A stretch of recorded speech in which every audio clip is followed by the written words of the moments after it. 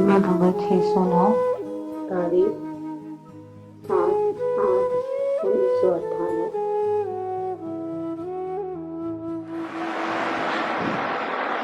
नमो अयंताय नमो सुताय नमो आयर्याय नमो वज्राय नमो ये सौपसाय नमो समय सावाय स्वानुभूत्या चकास्तु चित् स्वभावाय भावाय सर्वभावांतरच्छिदे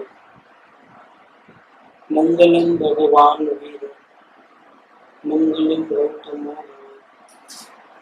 मंगलम कुंड कुंडाय जैन धर्मोष्टि मंगल सर्वमंगल मांगल्य सर्व कल्याण कारकम प्रधानम सर्वधर्माय जैनम जयपुर शासन ओंकार बिंदु संयुक्तम नित्यं ध्यायन्ति योगिनः कामदं मोक्षदं चैव ओंकाराय नमः। श्रीमद् राजचंद्र वचनामृत पत्र नंबर है 609। ये सत्संग क्या चीज है और सत्संग की क्या वैल्यू है, इसके ऊपर खास पत्र लिखा है 609 नंबर। इसमें करीब 13 पॉइंट लिखे हैं, अलग अलग। इसमें सबसे पहली बात करते हैं, बात तो सत्संग की करना है पत्र के अंदर, सत्संग के अलावा कोई बात नहीं करना है। लेकिन शुरुआत करते हैं मोक्ष की बात करते हुए, क्योंकि सत्संग करने का पीछे हेतु क्या है। अगर ये जीव राग द्वेष करते रहे तो सत्संग का कोई वैल्यू नहीं है। राग द्वेष से संपूर्ण मुक्ति हो जाए, इसके अलावा जीव को पूरी शांति मिले, थोड़ा भी दुख नहीं रहे, ऐसी स्थिति हो जाए, मतलब मोक्ष मिल जाए, ये सत्संग करने के पीछे हेतु है हमारा। तो मोक्ष नहीं मिले तो कोई मतलब नहीं है सत्संग करने में। इसीलिए सबसे पहले मोक्ष की बात करते हैं कि मोक्ष क्या चीज है, मोक्ष किसको कहते हैं। तो पहला नंबर का पॉइंट ये लिया कि सहज स्वरूप से जीव की स्थिति हो जाना, इसे श्री वितराग मोक्ष कहते हैं। ये पानी का स्वभाव तो प्रवाहीपना और शीतलता जो भी है, ये सहज स्थिति है। फिर बहुत ठंडी पड़े और उसका बर्फ हो जाए, वो स्थिति सही नहीं है, क्योंकि वो टिकने वाली नहीं है। बर्फ जो है, बर्फ की अवस्था में ऐसा खुला रख दो तो क्या हो जाएगा, तो वापिस पानी बन जाएगा। मतलब पानी की अवस्था वो सहज है, बर्फ वाली अवस्था वो सहज नहीं है। और बहुत गर्मी पड़े और पानी हवा बन जाए, भाप बन जाए उसकी, तो वो भी सही स्थिति नहीं है। भाप बनना भी सही स्थिति नहीं है, क्योंकि भाप ज्यादा देर भाप रूप में नहीं रहेगी, वो पानी बन जाएगी। असल स्थिति पानी की है। इसी प्रकार से जो आत्मा का जो स्वरूप है वो कैसा है कि आत्मा में अनंत ज्ञान, अनंत दर्शन, अनंत गुण भरे पड़े हैं। शुद्ध बुद्ध चैतन्य घन स्वयं ज्योति सुखधाम। जैसे सिद्ध भगवान है वैसा ही अपना आत्मा का स्वरूप है। उतनी शांति नहीं है अभी हमारे। सिद्ध भगवान को जो शांति है उसकी अंश मात्र भी हमको शांति नहीं है। और शरीर आदि पदार्थ हैं, राग द्वेष के भाव हैं जो सिद्ध भगवान में नहीं है। इसके बावजूद भी हमारा स्वरूप कैसा है, जीव का ओरिजिनल स्वरूप क्या है कि वो सिद्ध भगवान जैसा वर्तमान में है। वर्तमान में ही वो भगवान है, बाद में भगवान बनूंगा वैसी स्थिति नहीं है। वर्तमान में भगवान। और भगवान कौन बनता है, जीव की दशा पर भगवान बनती है। जो दशा खराब है वो सुधर जाती है तो वो भगवान बनती है। लेकिन आत्मा का जो मूल स्वभाव देखा जाए तो वो तो पहले से ही भगवान है। चींटी का जीव भी भगवान है और भगवान का जीव भी भगवान है। चारों गतियों में जितने भी जीव हैं सभी जीव भगवान है, मतलब पूर्ण है, थोड़ी भी कमी उनमें नहीं है। उसको सुखी करने के लिए बाहर से कुछ करने की जरूरत नहीं पड़ती है। आनंद कहीं मिलता नहीं है बाजार में, न भगवान के पास मिलता है न गुरु के पास मिलता है। जीव का स्वरूप ही आनंदमय है, सुखमय है। तो लेकिन वर्तमान हालत खराब है। अंदर में अनंत अनंत गुण होने पर भी उसको शांति नहीं है। अंदर शांति का दरिया है, लेकिन उसको वर्तमान में अशांति है।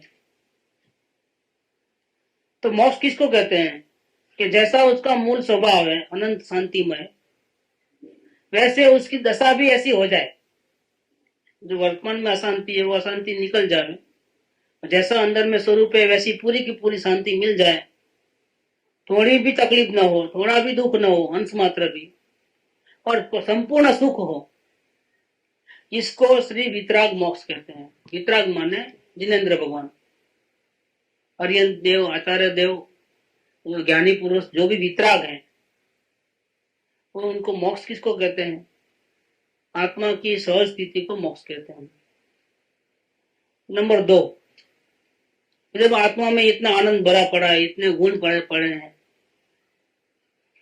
तो फिर प्रश्न किया गया यहाँ पर कि जीव में तो इतने सारे गुण तो ऑलरेडी है, जब सहज में उसके स्वरूप है, जैसा स्वरूप है वो तो निगोद में भी है और मोक्ष में भी ऐसा ही रहने वाला है, तो फिर अभी भी तो वो स्वरूप तो ऐसा का वैसा है, तो फिर क्यों अशांत रहता है जीव? उसका कारण बताते हैं कि जीव सहज स्वरूप से रहित नहीं है, मतलब है तो आनंद का सागर, शांति का सागर, ज्ञान का सागर, सब गुणों के भरे पड़े हैं अंदर, शिव भगवान जैसा है, लेकिन उस सहज स्वरूप का जीव को भान नहीं है। जीव को मालूम नहीं है कि मैं इतना ऐसा बड़ा परमात्मा हूं, इसका भान नहीं है। उसका जिस दिन भान हो जाएगा उस दिन वो सहज रूप स्थिति में आ जाएगा। दुखी होने का कारण क्या है कि स्वरूप जब जो खुद परमात्मा है वो परमात्मा नहीं मानता है अपने को क्या मानता है? मैं स्त्री हूं, मैं जवान हूं, मैं बुढ़ी हूं, फलाने हूं, मेरा नाम ये है, शरीर वाली हूं, कुटुंब को परिवार वाली हूं, ऐसा मानता है। अपने को संयोग के साथ देखता है, अनंत गुणों का पिंड में हूं, भगवान आत्मा हूं, ऐसा नहीं दिखता है। जिस दिन वो भान हो जाएगा वहां से उसकी स्थिति बदल जाएगी। परिणाम में जो अशांति है और शांति में शुरुआत हो जाएगी। शांति शांति शांति शांति मिलेगी, भी बढ़ते बढ़ते बढ़ते बढ़ते जब पूर्ण शांति हो जाएगी तब मुक्ति हो जाएगी। तो ये कारण बताया यहाँ पर कि जीव सहज स्वरूप से रहित तो नहीं है, लेकिन उस सहज स्वरूप का जीव को मात्र भान नहीं है। भान होना वही सहज स्वरूप की स्थिति है। तो क्यों भान नहीं है? जब खुद परमात्मा है तो ऐसा कैसा बन गया कि वो अपने आप को भूल गया है? ऐसी क्या गलती करता है ये जीव? तो उसका कारण बताते हैं तीसरे पॉइंट के अंदर कि संग के योग से यह जीव सहज स्थिति को भूल गया है। जीव अपने को छोड़ करके किसी न किसी का संग करता है, कुछ न कुछ देखता है दूसरों को, कुछ न कुछ दूसरों की बातें या गीत आदि सुनता है, कुछ न कुछ चखता है, कुछ न कुछ सूंघता है, कुछ न कुछ अन्य हवा, ठंडा गर्म उसको स्पर्श करता है, मतलब दूसरे का संग करता है, शरीर का संग करता है, कुटुंब परिवार का संग करता है, मतलब सोचते रहता है उनके बारे में, उल्टा सीधा कुछ भी, अच्छा बुरा कुछ भी सोचते रहता है। तो संग का योग हुआ है इसको। जीव अपने आप को क्यों भूल गया? कि संग का योग हुआ है। जीव का जो स्वरूप जो है वो अंदर में जो ताकत है वो ज्ञान ताकत है, जानने वाली ताकत ऐसी है दिया की माफी में कि दिया क्या करता है? खुद को भी प्रकाशित करता है कि मैं दिया हूं, और जितने कमरे में जितने भी पदार्थ है उसको भी प्रकाशित करता है। ऐसे इस आत्मा में ज्ञान तो खुद का है। उस ज्ञान के दिया जो जल रहा है, जानना जानना जानना जानना, प्रकाश चालू ही पड़ा है जानने वाला। ज्ञान का दिया तो कभी बुझता ही नहीं है, रात को भी जानते रहता है, शरीर सो जाता है लेकिन ये खुद तो जानता ही रहता है। तो जानना जानना जानना जानना चालू है, लेकिन ये जानने वाली पर्याय में क्या होता है?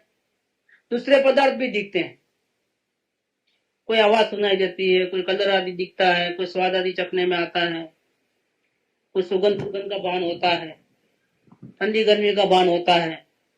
ऐसा उसको ज्ञान में दूसरे पदार्थ भी दिखने में आते हैं, और अपना आत्मा भी दिखने में आता है। लेकिन अनादि से उसकी दृष्टि बाहर होने से आत्मा को नहीं देखता है, तो आत्मा नहीं दिखता है और दूसरे पदार्थ दिख जाते हैं। दूसरे पदार्थों को देखना, खुद होने पर भी खुद को नहीं देखना। ज्ञान अपने आप को नहीं देखे और ज्ञान अन्य पदार्थों को देखें। दीपक दीपक को प्रकाशित नहीं करे, लेकिन दीपक दूसरे पदार्थों को प्रकाशित करे। बस ऐसी गलती हो गई है कि ये आत्मा खुद भगवान होने पर भी कभी अंदर में झांक कर देखा नहीं कि मैं ऐसा भगवान हूं, और हमेशा क्या किया है, संग का योग हुआ है, दूसरे का संग किया, दूसरे के बारे में सोचा, अपने आत्मा के बारे में कभी नहीं सोचा। तो इससे क्या हो गया कि वो अपनी सहज जो स्थिति थी, शांत वाली, शांति वाली स्थिति, शांत स्थिति, उसको भूल गया। अब क्या किया जाए? संग की निवृत्ति से सहज स्वरूप का अपरोक्ष भान प्रकट होता है।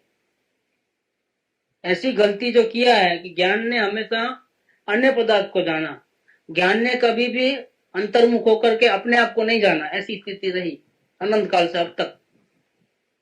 अभी भी आप 24 घंटा देखोगे तो यही काम किया है इसने, और क्या काम किया है? दूसरों की पंचायत कर रहा है, एक एक सेकंड में दूसरों की पंचायत की, अपने स्वरूप को तो देखा ही नहीं। अब क्या करना? संग की निवृत्ति कर देना, मतलब दूसरों के बारे में सोचना, देखना, सुनना सब छोड़ देना। अंधा, बहरा, लूला, लंगड़ा हो जाना अगर आत्मा को देखना है। और अंतर्मुख दृष्टि करना, तो अंतर्मुख दृष्टि करते ही जानने वाला जानने वाला जानने वाला जानने वाला ऐसा कुछ चल रहा है अंदर में। ये जो जानने जानने वाले की जो कार्य हो रहा है वो कौन कर रहा है? वही तो मैं हूं। ऐसा करके अगर संग की निवृत्ति करेगा तो अपना जो मूल स्वरूप है, जो ज्ञान मात्र स्वरूप है, जो अनंत गुण का पिंड भगवान आत्मा जो स्वयं है, उसका इसको जो सहज स्वरूप है, सहज माने किसी ने बनाया नहीं, पहले से ही है। आप उसको देखो तो भी है, नहीं देखो तो भी है। ज्ञान का परिणमन चालू है, उस ज्ञान के परिणमन में आप आत्मा को देखो तो भी आत्मा है, और नहीं देखो तो भी आत्मा तो आत्मा ही है। आप नहीं देखोगे इसलिए आत्मा बदलने वाले नहीं है, आत्मा के गुण कम होने वाले नहीं है, वो पामर नहीं होने वाला है, वो तो भगवान का भगवान ही रहने वाला है। वो आप नहीं देखते हो, आप दुखी होगे, उसमें आत्मा को कोई फर्क नहीं पड़ता है। नहीं देखते हो इसलिए भगवान अभी पामर हो गया है, ऐसी बात नहीं है, भगवान तो भगवान ही रहेगा। तो ये बात इधर की है कि संग के योग से ये जीव अपनी सहज स्थिति को भूल गया है, अपने आप को भूल गया, दूसरों को देखते रहा है। अब क्या किया जाए? संग की निवृत्ति किया जाए, मतलब देखना, सुनना, चखना, भगना सब बंद कर दो, और सिर्फ जानने वाले को देखो कि मैं जानने वाला हूं, जानने वाला हूं, ऐसा अंतर में झांक करके। तो क्या रिजल्ट क्या निकलेगा कि अपना जो ओरिजिनल जानने वाला स्वरूप है वो देखने वाले को बिल्कुल अभी का अभी प्रत्यक्ष दिख जाएगा। बाद में दिखेगा ऐसी बात नहीं, अभी का भी दिखेगा। सहज स्वरूप का अपरोक्ष भान प्रकट होता है कब? जब दूसरों का संग छोड़ देता है तब। दूसरों का संग छोड़ करके, दूसरे के बारे में सोचना छोड़ करके केवल अपने आत्मा को देखने का भाव रखे एकमात्र, और देखने की कोशिश करे कि मैं जानने वाला जानने वाला जानने वाला जानने वाला हूं। अंतर्मुख होकर के थोड़ा कोशिश करेगा तो पता चल जाएगा कि अरे मैं तो हूं, सारी दुनिया को जानने वाला मैं ही हूं, तो खुद को मालूम पड़ जाएगा। प्रत्यक्ष भान होता है। इसीलिए इतना आत्मा को पाना इतना इजी लग रहा है। तो कृपालु ने जिस प्रकार से बताया उस प्रकार से देखा जाए तो इतना सरल है। उपयोग को पलटा देना है। जो उपयोग दूसरों को देखता है वही उपयोग को पलटा करके अपने स्वरूप को देख लेना। क्योंकि वो उपयोग आया कहां से? जानने का काम तो हो रहा है, तो जानने का काम कहां से आया? धुआं दिख रहा है, लेकिन धुआं आया कहां से? आग लगी तो आया, कैसे ही आ गए? कैसे आया? तो ऐसे जानना जानना जानना जानना दिख रहा है। उस पदार्थ में ठंडी लगी, गर्मी लगी, वो लगा, ये लगा, अच्छा बुरा सब वो जानने में आता है। विचार भी जानने में आता है। तो ये जानने का काम करता कौन है? विचार करता है जानने का काम। विचार विचार को जानता है कि ज्ञान विचार को जानता है? जानता कौन है? विचार को कौन जानता है? ज्ञान जानता है। तो विचार अलग हो गया और जानने वाला अलग हो गया। तो ये जानने का काम हुआ तो कहां से आया? शरीर में से आया? कहां से आया वो? आत्मा में से आया। तो भाई आत्मा भी है, नक्की हो गया कि नहीं हो गया? भले आंख से नहीं दिखाई देता है, कान से सुनाई देता नहीं है, लेकिन है वो तो नक्की हुआ कि नहीं हुआ? जैसे दाल है, दाल सब मिक्स कर दिया है उसके अंदर, बाद में याद आया नमक डाला कि नहीं डाला। अब क्या करोगे? आंख से तो दिखेगा नहीं नमक, क्योंकि सब मिक्स मिक्स हो गया है। अच्छा, अकेला नमक भी नहीं है उसके अंदर, पूरे मसाले उसके अंदर डाल दिए हैं। अब क्या करोगे? अकेला नमक तो दिखेगा नहीं, अब छोड़ देंगे क्या? तो नहीं, अकेला नमक देख सकते हैं। कैसे देख सकते हो कि आंख से तो दिखाई देता नहीं, नमक का कोई आवाज भी नहीं आता है कि सुन सके, और फिर सब मिक्स हो गया इतना सारा, तो कैसे देखोगे? क्या वो देख सकते हैं? कैसे? ये चम्मच ले लो, मुंह में डालो, लेकिन पहले नक्की करना पड़ेगा कि सिर्फ नमक को ही देखना है, खाने पीने को ही देखना है, नक्की करना पड़ता है। नक्की करने के बाद आप सिर्फ नमक को देखने की कोशिश करोगे तो क्या दिखेगा? मिर्ची दिखेगी क्या? खट्टापन दिखेगा? क्या दिखेगा?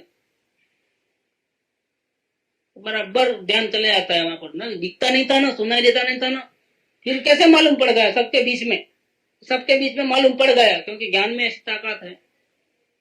अगर नक्की करके बैठता है अगर ये जीव कि मुझे आज ज्ञान को ही देखना है, कुछ भी आए मुझे न सुनना है, न देखना है, न चखना है, न कुछ नहीं करना, मुझे तो सिर्फ ज्ञान को ही देखना है, ऐसा नक्की करके बैठोगे तो बराबर दिख जाएगा आसानी से। और जिस दिन दिख जाएगा ना, उस दिन से शांति की शुरुआत हो जाएगी। पता चल जाएगा कि अंदर में शांति का इतना बड़ा दरिया में हूं, पता चल जाएगा। तो संग की निवृत्ति करना पड़ेगा, अंधा बहरा लूला लंगड़ा बनना पड़ेगा। सब काम को छोड़ करके एक ही काम रखना है कि मुझे आत्मा को देखना है, जानने वाले को देखना है। जानने वाली पर्याय कहां से आई? कैसे आई? आत्मा में से। तो आत्मा भी है, अगर हम भावना रखेंगे, उनको देखने की कोशिश करेंगे, उसका ही प्रयत्न करेंगे, तो बराबर हमको दिखेगा दिखेगा दिखेगा। इसीलिए चौथा पॉइंट, इसीलिए सर्व तीर्थंकर आदि ज्ञानियों ने असंगता को ही सर्वोत्कृष्ट कही है। क्या कहा है? सबसे बढ़िया चीज क्या? किसी का भी संग नहीं करना और अपने आप में ही रहना। मतलब जानने वाला जानने वाले को ही देखें, जानने वाला और किसी पदार्थ को न देखें, किसी को भी नहीं, मतलब कुटुंब परिवार को भी नहीं, गुरु को भी नहीं, देव को भी नहीं, शास्त्र को भी नहीं, किसी को भी नहीं, किसी को नहीं देख करके सिर्फ ज्ञान ज्ञान को देखे, इसका नाम है असंगता। खुद खुद में रह गया। सामने गुरु है तो देखना कि नहीं देखना? कि उस वक्त नहीं देखना जिस वक्त आत्मा को देखना, उस वक्त तो संग हो जाएगा। गुरु का संग किया, देव का संग किया, शास्त्र का संग किया, अन्य साधर्मियों का संग किया, कुटुंब परिवार वाले का संग किया, ग्राहक का संग किया, शरीर का किया, बाल बच्चों का किया, पैसों का किया, तो नहीं देखेगा। जिस वक्त आत्मा को देखना है उस वक्त तो सिर्फ ज्ञान को ज्ञान में ही लेके जाने का, ज्ञान के द्वारा सिर्फ ज्ञान को देखना है, उसको नाम है असंगता। तीर्थंकर आदि सर्वज्ञानियों ने क्या कहा है? ये असंगता सबसे ज्यादा सर्वोत्कृष्ट है, सबसे बढ़िया और शांतिदायक कौन है? ये असंगता है। तो फिर सत्संग करने को क्यों कहते हो आप? भक्ति करने को क्यों कहते हो? गुरु के पास जाने को क्यों कहते हो? अभी तो हम बस जहां बैठे हैं वहां ज्ञान को ही देखेंगे, अभी हमको किसी की जरूरत नहीं, क्योंकि आप ही कहते हो कि सर्वोत्कृष्ट क्या है? कि असंगता सर्वोत्कृष्ट है। आत्मा को देखना वही सर्वोत्कृष्ट है। आत्मा को छोड़ करके गुरु को देखना वो भी सर्वोत्कृष्ट नहीं है, इसमें लिखा है खुला। और किसकी बात है? तीर्थंकर भगवान की बात लिखी हुई। कितने तीर्थंकर? सर्व तीर्थंकर आदि तीर्थंकर और जितने भी ज्ञानी पुरुष सबका ले लिया। इसीलिए सर्व तीर्थंकर आदि ज्ञानियों ने चौथे गुणस्तम से लेकर के तीर्थंकर पर्यंत जितने भी ज्ञानी दुनिया में हैं, सभी ज्ञानी क्या कहते हैं, सबसे बढ़िया क्या चीज है? असंगता। असंगता माने क्या? कि ज्ञान किसी को न देखे, न सुने, न चखे, न सूंघे, न सोचे, सिर्फ ज्ञान ज्ञान को ही देखे, सबको छोड़ करके, पूरी दुनिया को छोड़ करके। वही सबसे श्रेष्ठ है, क्योंकि ऐसी असंगता में ही आत्मा के दर्शन होते हैं, और जब दर्शन होते हैं तब वो शांति मिलती है। इसके बिना अगर किसी का भी संग किया तो शांति मिलने वाली नहीं है। हाँ, इतना होगा, कसाय मंद होगा। अगर दुकान को छोड़ करके अगर शास्त्र पढ़ेगा तो क्या होगा? तो वो दुकान में बहुत तीव्र कसाय होता था, तीव्र मोह है। शास्त्र पढ़ने से मोह कम होकर के कम हो गया। स्त्री के साथ रहते हैं तो तीव्र कसाय होता है, और गुरु के पास रहते हैं तो कसाय शांत हो जाता है, संसारी भाव खत्म हो जाते हैं। तो कसाय मंद होता है, शांति नहीं मिलती है। शांति कब मिलेगी? सिर्फ अपने आत्मा को देखोगे तभी मिलेगी। तो इसीलिए सर्व तीर्थंकर आदि ज्ञानी पुरुषों ने क्या कहा है? असंगता को सर्वोत्कृष्ट कहा है। और इस असंगता को प्राप्त करने के लिए ही अब प्रश्न करना पड़ेगा यहाँ पर कि जब असंगता को, आत्मा को ही देखना है तो सत्संग की क्या जरूरत, गुरु के पास जाने की क्या जरूरत, शास्त्र क्यों पढ़े, मंदिर में क्यों जाए, आत्मा की चर्चा विचारना क्यों करे, जरूरत क्या है? सीधा ही हम जहां बैठे हैं वहां ज्ञान ज्ञान को देख लेगा, खत्म हो गया। बात तो सही है, बात तो ऐसी ही है, लेकिन ज्ञान ज्ञान को देख नहीं सकता है तो क्या करोगे? अगर देखते हो तो कोई आने की जरूरत नहीं है, न सत्संग की जरूरत है, न गुरु की जरूरत है, न देव की, न शास्त्र की, किसी की जरूरत है। अगर आपकी नजर इतनी तैयार हो गई है, कचरा पूरा साफ हो गया है, और नजर इतनी शुद्ध निर्मल दृष्टि हो गई है कि जब चाहे तब आत्मा को देख सकते हो, ज्ञान ज्ञान को देख सकता है, और ज्ञान सुनना बंद कर देता है, चखना बंद कर देता है, देखना बंद कर लेता है, ऐसा अगर कंट्रोल पावर आ गया अपने पास तो कहीं जाने की जरूरत नहीं। लेकिन प्रॉब्लम क्या है कि ऐसा होता नहीं। हम किसी न किसी का संग तो कर ही लेते हैं, किसी न किसी के बारे में सोच ही लेते हैं। बड़े संसारी जीवों के बारे में तो, गुरु के बारे में सोच तो लेते ही हैं। संग किए बिना तो हम अकेले तो रहे ही नहीं, कभी रहते ही नहीं, 24 घंटा देख लेना। तो फिर ये असंग होने की कला सीखने के लिए क्या करना पड़ेगा? क्या करना पड़ेगा कि इस असंगता को प्राप्त करने के लिए ही सर्व आत्म साधन कहे गए हैं। ये पूजा, भक्ति, शास्त्र पढ़ना, ये सब जो भी कहा गया है, किसके लिए कहा गया है? कि सभी का संग छूट जाए और हम अपने आत्मा में ही रह जाए, असंग हो जाए। वो कैसे करें, वो कार्य कैसे करें, कला कैसे सीखें? उसके लिए हमको पूजा, भक्ति, देव गुरु, शास्त्र की श्रद्धा आदि सब कहा गया है। तो पूजा भक्ति करे और आत्मा को नहीं देखे तो पूजा भक्ति की कोई वैल्यू नहीं। व्रत पचकान करे और आत्मा को नहीं देखे तो उसकी कोई वैल्यू नहीं। नग्न दिगंबर साधु हो जाए, पंचमावत पाले, 28 मूल गुण का पालन करे, शुद्ध 11 अंग और 9 पूर्व का शास्त्र पढ़ ले, लेकिन असंग न हो तो उसकी कोई वैल्यू नहीं, जीरो वैल्यू है। जितनी जितनी क्रियाएं कही गई है वो सब असंग होने के लिए ही कही गई है। ये बात यहाँ 5 नंबर पॉइंट में कहते हैं कि सर्व ज्ञानियों ने तो ऐसे ही बात कही है, लेकिन शास्त्र जितने लिखे गए हैं ज्ञानियों के द्वारा, सर्वजिनागम, इसमें जितनी बातें लिखी गई है, चाहे पूजा की हो, चाहे सत्संग की हो, चाहे सदगुरु के शरण ले हो, ऐसी बात लिखी हो, चाहे आत्मा को देखो, ऐसी बात जो भी लिखा गया है, एक एक शब्द, एक एक वचन, सर्वजिनागम में कहे हुए वचन एकमात्र असंगता में ही समा जाते हैं। इसका मतलब क्या कि कोई भी आप लाइन पढ़ लो शास्त्र, इसके पीछे का अर्थ एक ही है, आत्मा असंग हो जाए और अपने आप को देखे। आत्मा आत्मा को देखे इसीलिए समझाया गया है। शास्त्र पढ़ने के लिए कहा, इसके पीछे तात्पर्य क्या ज्ञानियों का कि भाई कभी गुरु प्रत्यक्ष नहीं होते हैं, तो आत्मकल्याण करना है तो कैसे करेगा, कहाँ से सीखेगा वो? तो शास्त्र पढ़ लेगा ज्ञानियों के, तो इससे मालूम पड़ जाएगा कि हमको क्या करना है। ऐसा करके वो अंतर्मुख होने का प्रयत्न करेगा। इसीलिए कभी कभी ज्ञानियों ने शास्त्र पढ़ने को कहा। तो शास्त्र में भी तरीका बताया गया है कैसे आत्मा को देखना, क्या करना क्या नहीं करना। अब गुरु नहीं है तो क्या करोगे? तो रास्ता बताया कि गुरु नहीं है, शास्त्र पढ़ना, क्योंकि शास्त्र में भी वो बातें लिखी हुई है, और अपना आत्मकल्याण कर लेना। और गुरु के शरण में जाने को क्यों कहा? भाई अगर गुरु है तो डायरेक्ट पूछ लेना, काय को मगज मारे। शास्त्र में तो आपको अपना अपना क्या प्रॉब्लम है वो ढूंढना पड़ेगा कि मेरी दवा किस पन्ने पे लिखी है। गुरु के पास जाओगे तो और आसान हो जाएगा, अपने तकलीफ बता दो और वहीं का वहीं खत्म, दवा ले लो फटाक से। शास्त्र पढ़ने की, ढूंढने की कोई जरूरत नहीं, भेजा बड़ी करने की। शब्द भी समझ में कभी कभी नहीं आएंगे, तीरोभूत क्या, नाविर्भूत क्या, ज्ञानी के पास जाओ तो फौरन बता देंगे 1 सेकंड के अंदर इसका ये अर्थ होता है। तो इतना भेजा पड़ी नहीं होती। तो गुरु के पास जाने का भी इसलिए कहा गया कि गुरु के पास जाकर पैर पंचम भी करो, बोल के नहीं लिखा है शास्त्र में। गुरु के पास जाओ आत्मकल्याण करने के लिए। इसके पीछे भी तात्पर्य क्या है, इसके पीछे भी। और भगवान के दर्शन करना रोज मंदिर में जाकर के क्यों कहा है ऐसा?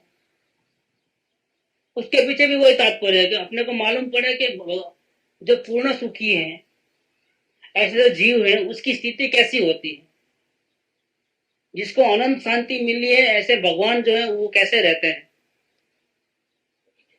कपड़े पहनते हैं हमारे से, बाजार में शॉपिंग करने जाते हैं कि क्या करते हैं? खाते हैं, पीते हैं, देखते हैं, क्या करते हैं? सुनते हैं, क्या करते हैं? कि नहीं, किधर नहीं जाते हैं, वो अपने आत्मा में डूबे रहते हैं। और पूर्ण शांति भी है, उनको किसी चीज की कोई जरूरत नहीं है। सब कुछ जितना जो कुछ चाहिए शांति पूरे अंदर में मिल जाती है। इसलिए बाहर कोई पदार्थ की इनकी कोई जरूरत नहीं। जब भी देखो तब ऐसी ही मुद्रा रहती है, स्थिर, वहां के वहां। वहां से हिलेंगे नहीं, डुलेंगे नहीं, कहीं जाएंगे नहीं, आएंगे नहीं। भूख प्यास पसीना बसीना कुछ नहीं होता है। आर्यन भगवान की मूर्ति साक्षात आर्यन भगवान जैसी होती है। जो महावीर क्षेत्र में भगवान विराजमान है उनको पसीना नहीं आता है, तो मूर्ति को ही पसीना नहीं आता। बैठे रहने की बात चल रही है। एक गांव से दूसरे गांव जाने की उनकी इच्छा नहीं होती है, कर्मों का उदय के कारण से हिलना डुलना होता है। बाकी अगर कहीं भी बैठे हैं तो उनका जब दिव्य ध्वनि निकलती है तब भी उनका शरीर नहीं हिलता है। शरीर की बात जाने तो होठ भी नहीं हिलते हैं, ऐसे पत्थर की माफी की रहते हैं बिल्कुल, ये कुछ भी नहीं हिलता है। और आवाज यहाँ से नहीं आती, आवाज पूरे बॉडी में से निकलती है। उसमें भी कोई वचन ऐसा नहीं बोलते हैं कि फलाना भाई इधर आओ उधर आओ, वो करो ये करो, ऐसा नहीं बोलते हैं। आत्मा शब्द भी नहीं बोलते हैं उन्हें।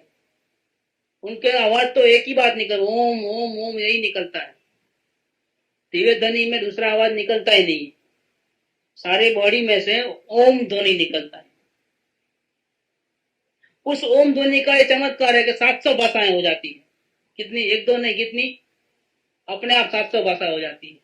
अगर आप सिंह हो तो सिंह की भाषा में समझ जाओ, हाथी हो तो हाथी की भाषा में समझ जाओ, मेंढक हो तो मेंढक की भाषा में समझ जाओ, देव हो तो देव की भाषा में समझ जाओ, संस्कृत पढ़े हो तो संस्कृत की भाषा में सीखो, मराठी हो तो मराठी भाषा में। ऐसी 700 भाषा एक साथ निकल जाती है। और जो जैसा प्रश्न करता है उसको वैसा उत्तर मिल जाता है उसमें।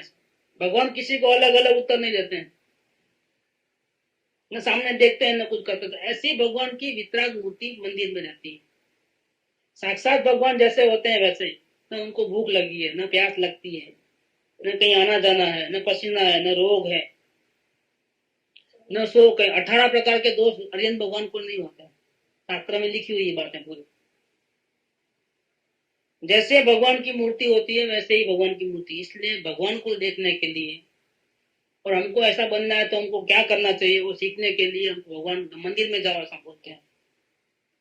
तो अगर आपको भगवान के लिए शांति चाहिए, मुक्ति चाहिए, तो आप भी देख लियो, ऐसी मुक्ति है। देखो मोक्ष हो गया तो आपकी ये हालत हो जाएगी, देख लो अपना स्वरूप। इसीलिए आत्मकल्याण के लिए ये सब बातें कही गई है। मंदिर में दर्शन करना, पूजा करना, जो भी कही गई है।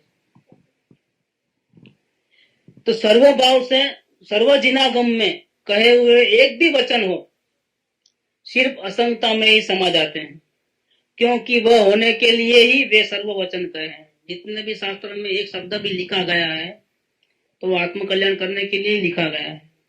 एक परमाणु से लेकर के 14 राजलोक की चर्चा शास्त्र में है, और एकदम बारीक से बारीक क्रिया से लेकर के बड़ी बड़ी क्रियाएं बताई गई है। जितनी भी क्रियाओं का वर्णन किया गया है कि एक उपवास करना हो या मांस करना या वर्षी तप करना या जो कुछ भी लिखा गया है उसके अंदर, सलेखना करना या समाधि मरण करना, जो भी लिखा है, चौबियार पालना के यहाँ से लेकर के जितनी भी क्रियाएं हैं, उस सब का पीछे तात्पर्य क्या है? इसी असंगता को समझाने के लिए किया गया है कि आत्मा कैसे असंग हो जाए, सबका साथ छोड़ करके ज्ञान ज्ञान में स्थिर कैसे हो जाए, वो सिखाने के लिए ही ये सब बातें कही गई है। जितने भी बातें कही गई इसके पीछे वही हेतु है, दूसरा हेतु ही नहीं है। दुनिया को दिखाने का कोई हेतु नहीं है, यहाँ पर वरघोड़ा निकालने का नहीं। उपवास करते हो तो अपने आत्म कल्याण के लिए करते हो, किसी को दिखाने की क्या जरूरत है इसके अंदर? पैसे कितने कमाते हो, किसी को दिखाते हो क्या मैंने इतने कमाए? वो छुपा के रखते हो, कहीं इनकम टैक्स वाला लेके नहीं जाए, कहीं सेल टैक्स वाले पकड़ ना ले, कोई आजू बाजू कोई मांगे नहीं लोन बोन, वो तो छुपा के रखते हो। फिर आत्म कल्याण का साधन करते हो तो क्या देखते हो इतना? वो इतना वर्गवार निकालने की जरूरत?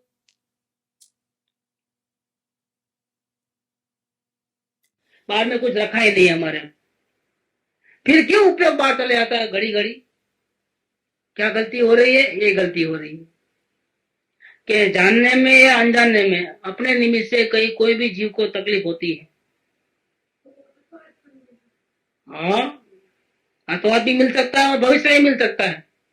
अभी जब तक वो पूरा कर्जा चुकाएगा नहीं तब तक मुक्ति होने वाली नहीं है, समझ लो आप।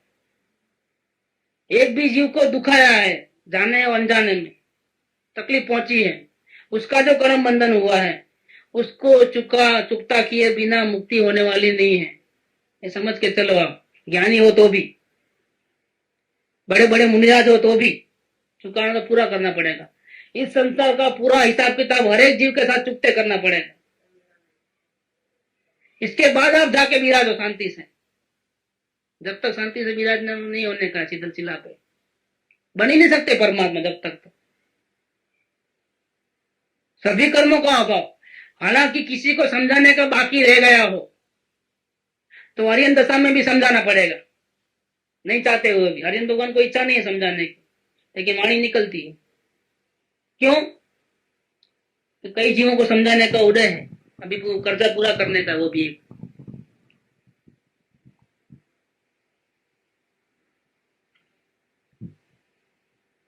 मन में ऐसा भाव भी कर लिया है मानो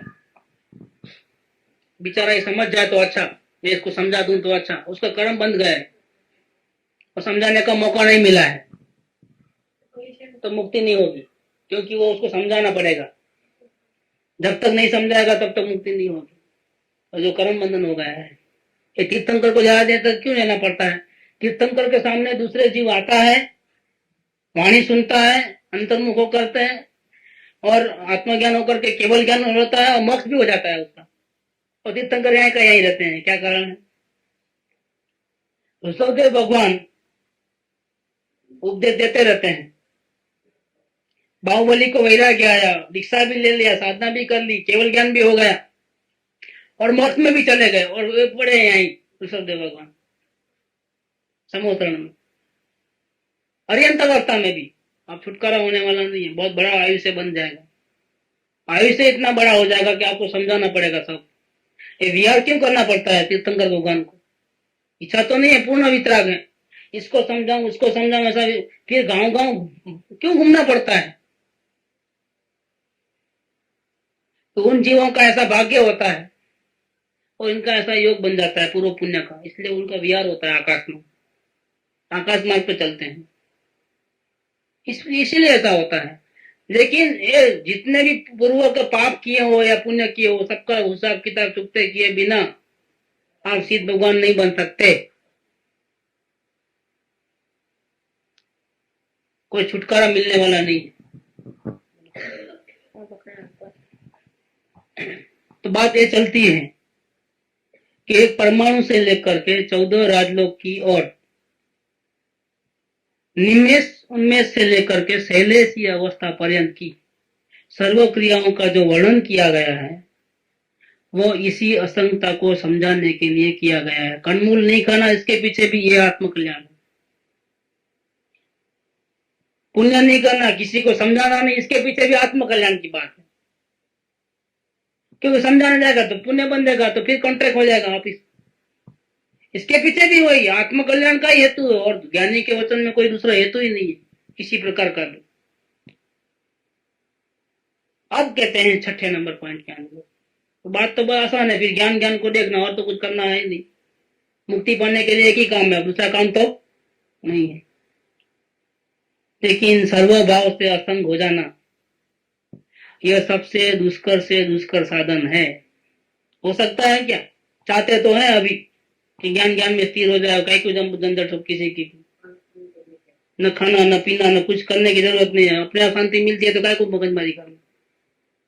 लेकिन सबसे ज्यादा मुश्किल काम है, और वो निराश्रयता से सिद्ध होना। कोई जीव को गुरु न मिले, सत्संग नहीं मिले, सच्ची बात समझने को नहीं मिले, और वो अपने आप अंतर्मुख हो जाए और ज्ञान ज्ञान को देख ले, वे होने वाला नहीं है कभी भी, इम्पॉसिबल है। ऐसा विचार करके श्री तीर्थंकर ने सत्संग को उसका आधार कहा है। देखो अब सत्संग के ऊपर आई लाइन, ये सत्संग की महिमा क्यों कही गई इतनी? वो भी जिनेन्द्र भगवान ने क्यों महिमा किया, तीर्थंकर भगवान ने इतनी महिमा क्यों किया सत्संग?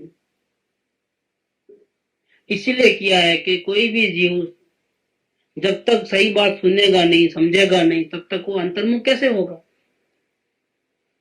खुद ब खुद तो कोई जीव ज्ञान ज्ञान में ठहर सकता ही नहीं, उसको पता ही नहीं है कि मैं जानने वाला हूं। उसको तो मैं रागी हूँ, द्वेषी हूँ, घर का काम करने वाला, दुकान का काम करने वाला ने, फलाना फलाना फलाना, यही पता है। मैं जानने वाला हूँ ये कहाँ पता है? खुद को कहाँ मालूम हुआ बताइए? जैन में जन्म लिया है ना हमने, तो बचपन से ही नमस्कार मंत्र का मालूम है ना हमारे को, कि ये पता कहाँ से आया? क्यों पता नहीं लगा हमारे को कि मैं आत्मा हूँ, जानने वाला हूँ, जानने के अलावा कुछ मैं कर सकता नहीं? ये बात कहाँ भूल गए, कैसे भूल गए? क्या शास्त्रों में नहीं लिखी है? जैन शास्त्रों में लिखी हुई नहीं है क्या है बात? 7 तत्व तो हर एक स्थानकवासी हो, चाहे डेरावासी हो, चाहे दिगंबर हो, 7 तत्व की और 6 द्रव्य की बात तो हर शास्त्र में लिखी हुई है। कैसे भूल गए फिर? तो जब तक सत्संग में नहीं आओगे ना, तब तक पता ही नहीं चलेगा कि मैं कौन हूं। मैं जीव हूं वो भी पता नहीं है, मैं शरीर वाला हूं यही पता है, खाने पीने वाला हूं। असल में एक रोटी आज तक आत्मा ने खाई नहीं, एक रोटी, रोटी क्या, रोटी का एक कण भी नहीं खाया है। लेकिन पता कौन है? जैन होने पर भी कहां पता है बताइए? एक उंगली का हिलाने का काम आत्मा नहीं कर सकता है, उठा उठा पटक आत्मा नहीं करता है, आत्मा कर सकता ही नहीं कुछ भी काम। लेकिन हमको क्या लगा अब तक, पूरी दुनिया को मैं हिला सकता हूँ, उल्टा सुल्टा मैं करता हूँ, मेरे बिना घर कैसे चलेगा, समाज कैसे चलेगा? सबका बन के बैठा है वो अधिकारी, पूछ के करते नहीं हो, ऐसा नहीं करते हो, पूछ के नहीं किया ना इसलिए काम बिगड़ा, अब मेरे को पूछो मैं सब ठीक कर देता हूँ। कुछ भी नहीं कर सकता, एक छुके घास के तिनके का 2 टुकड़ा ये जीव नहीं कर सकता है। चलो अज्ञानी जीव नहीं, तीर्थंकर भगवान तो कर सकते कि नहीं कर सकते? तीर्थंकर भगवान भी नहीं कर सकते। सूखे घास के तिनके का 2 टुकड़ा करने की ताकत तीर्थंकर भगवान में भी नहीं है, क्योंकि वो जीव है और जीव कभी कुछ कर सकता, जानने के अलावा ये जीव कुछ कर सकता नहीं। लेकिन जैन में जन्म पैदा हुए, आत्मा क्या कर सकता है वही पता नहीं है। इसीलिए तीर्थंकर भगवान ने क्या कहा,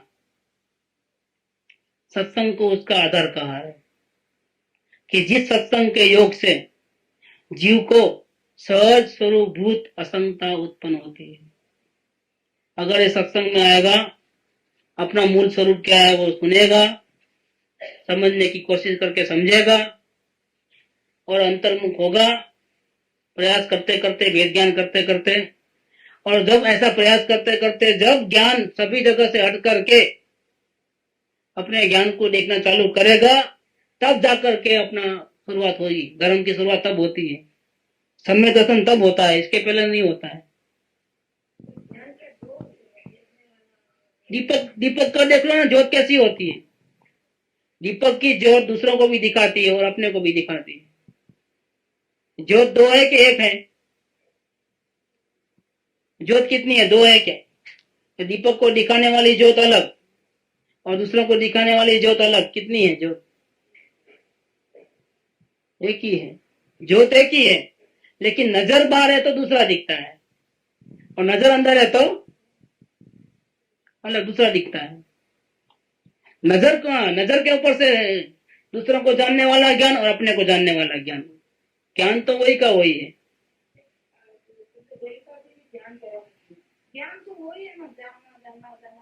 वो ज्ञान ध्यान कहाँ कराते हैं? वो तो सांस को देखने को बोलते हैं। किसको जानते हो? ज्ञान को कि आत्मा को, शरीर को? खत्म हो गई बात। सांस को देखो, मन को देखो, क्या सोच रहे हो, क्या करते हो, इधर देखो उधर देखो, क्या देखना है? इसको देखना है कि ज्ञान को देखना है? असल देखना किसको है? दूसरों को देखते हुए तो अनंत काल बीत गया। अभी उन्होंने क्या काम किया? दूसरों को देखना भुला करके, दुकान को भुला करके इसको देखना शुरू करा दिया। तो ये क्या हमारा है क्या? ये अपना स्वरूप है क्या? वो समझना हमारी चीज है क्या? शरीर की समझना? हम तो ज्ञान स्वरूप है, वो तो उसको पता नहीं है ज्ञान स्वरूप है, उसको ही पता नहीं है।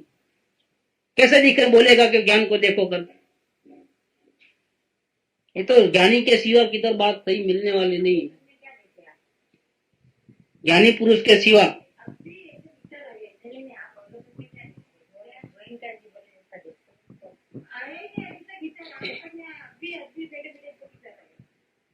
नहीं। वो तो टीवी पे भी उनका प्रोग्राम वगैरह आते हैं, बोलते हैं।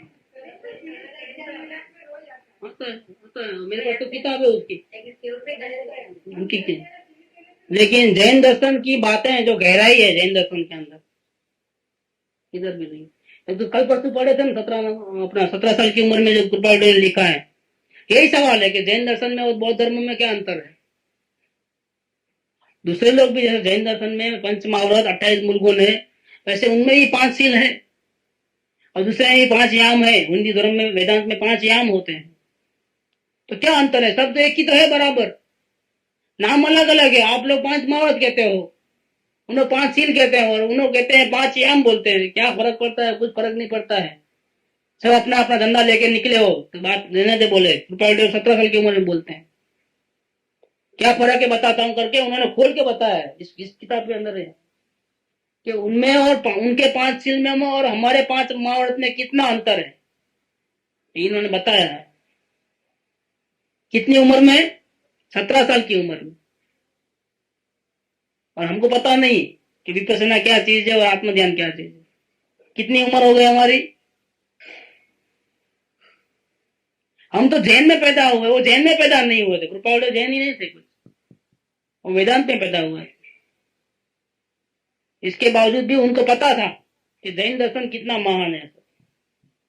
उनको 17 साल की उम्र में पता था, और हमको कुछ भी पता नहीं है। हाँ, तो इसलिए। और आपको इससे बढ़ के है ना? नहीं है आपके साथ बढ़ के। आपको तो इतने सारे भंडार बड़े पड़े हैं, बचपन से सामायिक प्रतिक्रमण करते आए हैं। फिर उनको तो कोई गुरु नहीं मिले थे, कोई शास्त्र नहीं मिला था इस प्रकार। आपको तो सब मिला है, फिर भी तो नहीं पता है ना। कम से कम जैन में तो पैदा हुआ ना, वो तो जैन में पैदा नहीं होते। लो ना, वहां से लो ना बात। ठीक है, इसलिए हम गलती में नहीं है।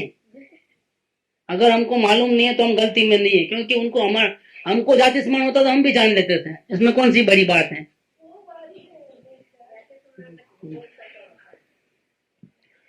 ज्ञानी को केवल ज्ञान की भी इच्छा। ये बात तो ऐसी है कि शर्म से झुक जाने वाली बात है। ये बात इसलिए कही गई है कि हमको अपना स्वरूप भी क्या है जानने वाला हूँ, वो ही पता नहीं है। मैं रोटी खाने वाला नहीं, मैं राग द्वेष करने वाला, यही पता है, और कुछ पता नहीं है इस जीव। मैं जानने वाला हूं, उतना पता जीव को नहीं है अभी। इसीलिए तीर्थंकर भगवान ने क्या कहा कि सत्संग के बिना गाड़ी चलने वाली नहीं है। बिना सत्संग गाड़ी चलने वाली नहीं।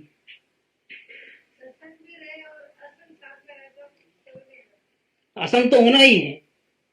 कुसंग, असत्संग, असत्संग, सत्संग और असत्संग। सत्संग कितना मिलता है? 1 घंटा। और असत्संग कितना होता है? 23 घंटा। और फिर उसमें कुसंग भी होता है। असंग तो होना है। देखो, सबसे खतरनाक कुसंग, इसके बाद खतरनाक असत्संग, कम कम, सबसे खराब में खराब बुरा करने वाला कुसंग है। इसके बाद असत्संग है। कुसंग माने क्या? गलत लोगों के साथ उठना बैठना, गलत पर चीजें पढ़ना, पाप का कार्य करना, उसकी सोबत करना, दारू मांस आदि जो भी ऐसे ही पढ़ना, उसका नाम कुसंग हो गया।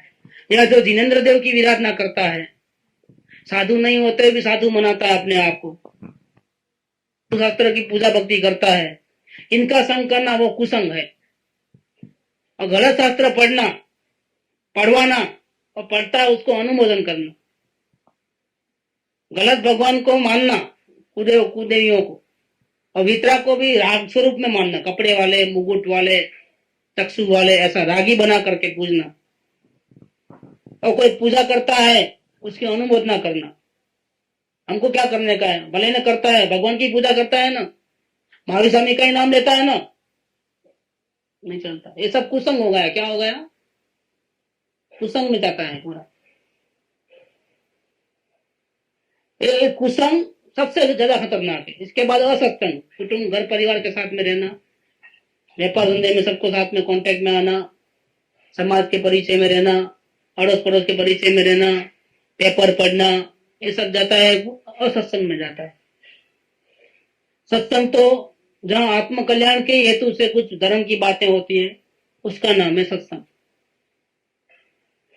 दूसरा कोई हेतु नहीं, दूसरों को दिखाने के लिए नहीं, ज्ञान बढ़ाने के लिए नहीं, सिर्फ आत्मा का कल्याण करना है, उसी हेतु से, उसका नाम सत्संग। परम सत्संग माने क्या कि ज्ञानी पुरुष की वाणी मिले डायरेक्ट, उनके मुख से हम एक एक बात समझे, उसको बोलते हैं परम सत्संग। सबसे ज्यादा हित करने वाला परम सत्संग। और इससे भी ज्यादा हित करने वाला है वो अपना असंग, जहां ज्ञान ज्ञान को देखता है, गुरु से ही बढ़ के, क्योंकि उसमें शांति मिलती है। गुरु के पास जाते हैं तो कैसे देखना वो बताते हैं, उसी को जाना है गुरु के पास, तो क्या को जाते गुरु के पास, शांति नहीं मिले तो गुरु बताते हैं ये बात कि मुझे भी सुनना छोड़ करके ज्ञान को देखना शुरू करो, क्योंकि इसमें आपको कल्याण होने वाला है। सबसे ज्यादा अच्छा क्या है? असंग। ये असंगता की बात करी अपन यहाँ तक। अब कल अपन लेंगे सत्संग की महिमा बताई गई 609। अभी पूरा होगा तो आपके आंखें चार हो जाएंगी अगर पढ़ोगे तो। 609 नंबर। अभी शुरुआत तो अभी होगी। अब तक 6 पॉइंट हुए हैं, 5 पॉइंट, 6 पॉइंट हुए हैं अभी तक। अभी सत्संग की बात तो अभी शुरू होती है। अकल ने पत्र पूरा सत्संग के ऊपर ही है, लेकिन शुरुआत मोक्ष से की गई। मोक्ष का अर्थ बता करके ऐसी बात करे गई। 7 नंबर पॉइंट से शुरू होते हैं सत्संग की महिमा। आप देखोगे तो आंखें चार हो जाएंगी। ऐसे ऐसे, ऐसे पत्र है जबरदस्त। इसकी गहराई में जाओगे, जितना सोचोगे इतना। हम 40-60 रुपया खर्चा करके आते हैं ना सत्संग के लिए। किसी को ऐसा भी होता होगा हम कितना त्याग कर रहे हैं, कितना बलिदान कर रहे हैं। जब ये पूरा पढ़ोगे ना सत्संग का पूरा वैल्यू, तो आप लोगों को लगेगा कि एक रत्ती भर भी कुछ नहीं करते हैं, रत्ती भर भी कुछ नहीं करते हैं, ऐसा आपको लगेगा। ये पत्र पूरा होगा विशेष फिर लेंगे। सुख था